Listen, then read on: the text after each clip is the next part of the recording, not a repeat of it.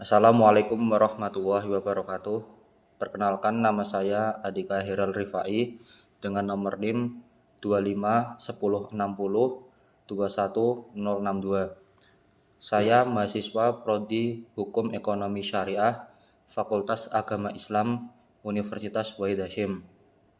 Pada video kali ini, saya akan menjawab beberapa pertanyaan seputar KNU-an.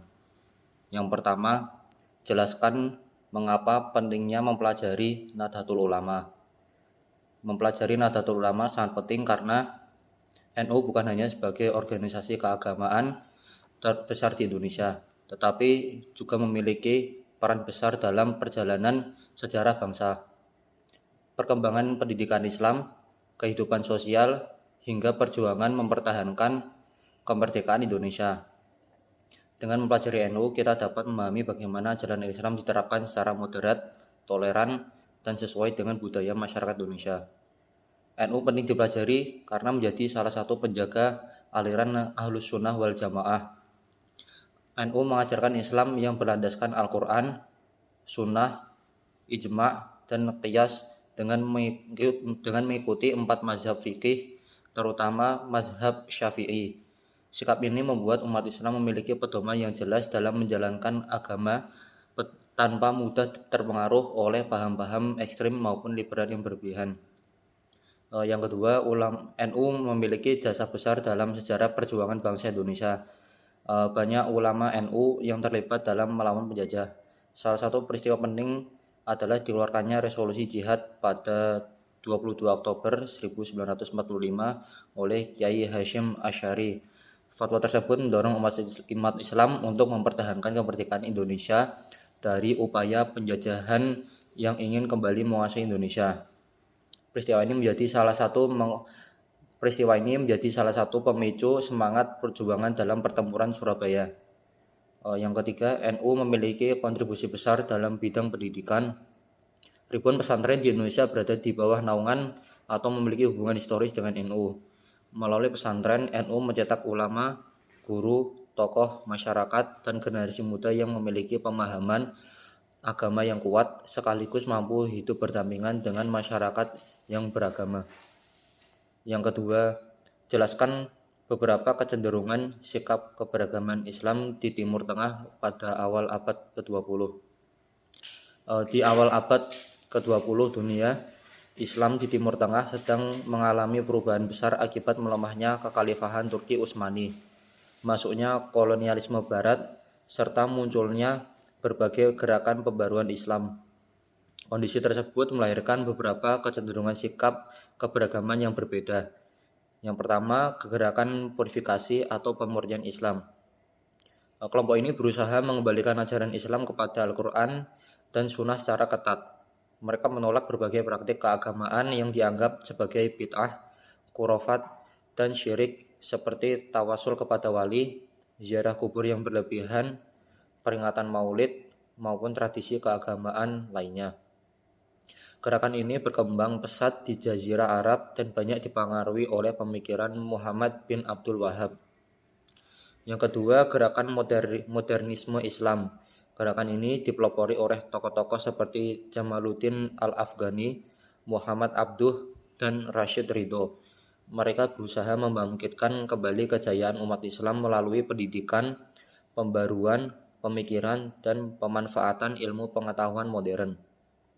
Mereka mengajak umat Islam untuk membuka pintu ijtihad serta tidak hanya bertaklid kepada pendapat ulama terdahulu. Yang ketiga, kelompok tradisionalis.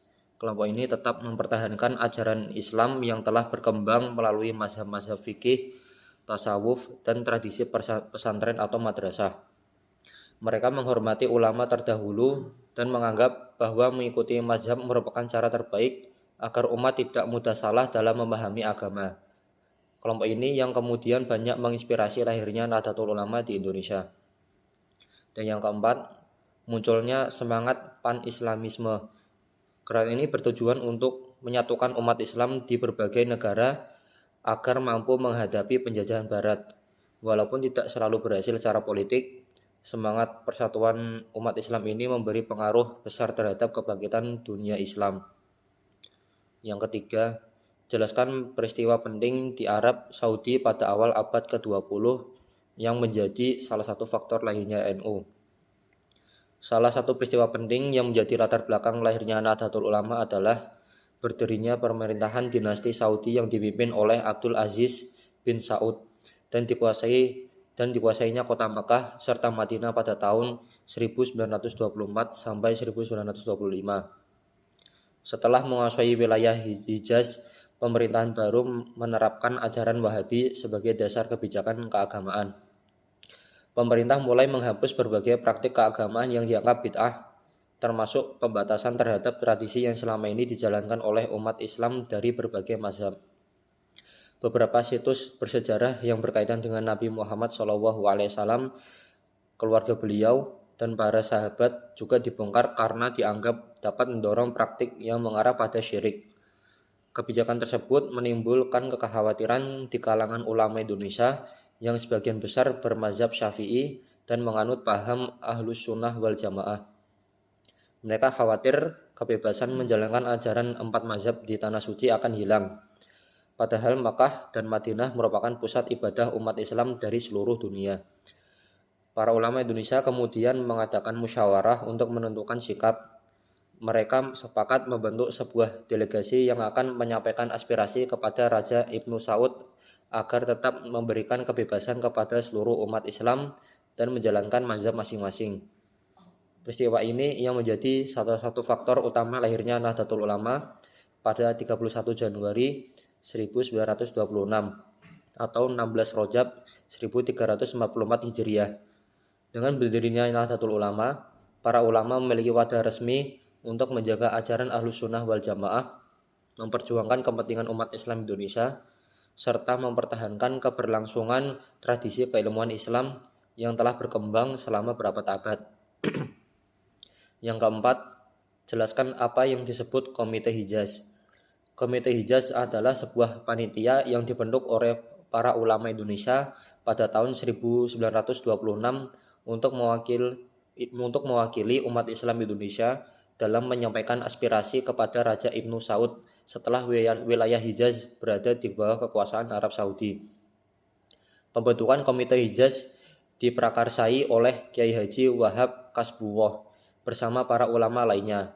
Tujuan utamanya adalah meminta agar pemerintah Arab Saudi tetap menghormati keberadaan 4 mazhab fikih, memberikan kebebasan kepada umat Islam, dan menjalankan ibadah sesuai mazhabnya, menjaga situs-situs bersejarah Islam, serta menghormati tradisi keagamaan yang tidak bertentangan dengan syariat. Komite Hijaz juga menunjukkan bahwa ulama Indonesia memiliki kepedulian terhadap perkembangan dunia Islam internasional. Mereka tidak hanya memikirkan kondisi umat Islam di Indonesia, tetapi juga memperhatikan kebijakan yang terjadi di Tanah Suci karena berkaitan langsung dengan pelaksanaan ibadah haji dan kehidupan keagamaan umat Islam sedunia. Walaupun tuntunan Komite Hijaz tidak seluruhnya diterima oleh pemerintah Arab Saudi, pembentukan komite tersebut menjadi momentum yang penting untuk memperkuat persatuan ulama Indonesia. Dari sini muncul kesadaran bahwa perlu organisasi yang mampu mewadahi perjuangan para ulama secara berkelanjutan. Kesadaran tersebut akhirnya melahirkan Nahdlatul Ulama. Dengan demikian, Komite Hijaz bukan sekedar panitia sementara tetapi tonggak sejarah yang menjadi cikal bakal berdirinya Nahdlatul Ulama. Yang kelima, jelaskan hubungan NU dan pesantren. Hubungan Nahdlatul Ulama dengan pesantren sangat erat dan tidak dapat terpisahkan, bahkan dikatakan bahwa pesantren merupakan tempat lahir, berkembang, sekaligus basis utama kekuatan Nahdlatul Ulama. Sebagian besar pendiri Nahdlatul Ulama adalah para kiai pengasuh pesantren seperti Kiai Haji Hashim Asy'ari dari pesantren Tebuireng dan Kiai Haji Wahab Hasbuwah yang juga berasal dari lingkungan pesantren.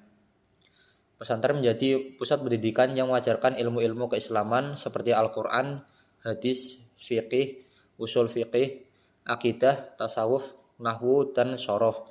Sistem pembelajaran tersebut membentuk karakter santri agar memiliki akhlak yang baik, menghormati guru, serta mampu mengamalkan ilmu dalam kehidupan sehari-hari. Nilai-nilai ini yang kemudian menjadi ciri khas Nahdlatul Ulama. Di sisi lain, Nahdlatul Ulama berperan sebagai organisasi yang menaungi dan memperkuat keberadaan pesantren. Melalui Nahdlatul Ulama, pesantren memperoleh wadah untuk mengembangkan pendidikan, dakwah, pemberdayaan masyarakat, kegiatan sosial, dan lain-lainnya. NU juga membentuk lembaga-lembaga pendidikan seperti Robitoh Ma'ahid Islamiyah yang berfungsi mengembangkan kualitas pesantren di berbagai daerah.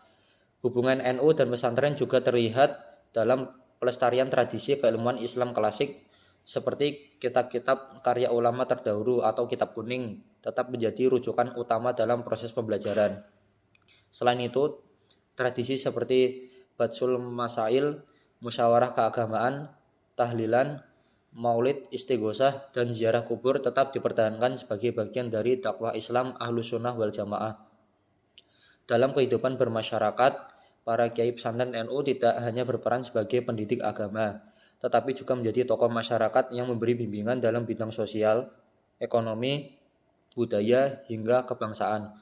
Oleh karena itu, hubungan NU dan pesantren bersifat paling menguatkan. Pesantren menjadi tempat lahirnya para kader-kader ulama Nahdlatul Ulama, sedangkan Nahdlatul Ulama menjadi organisasi yang menjaga keberlangsungan pesantren serta memperluas perannya dalam membangun masyarakat. Sekian beberapa pertanyaan seputar Nahdlatul Ulama. Wassalamualaikum warahmatullahi wabarakatuh.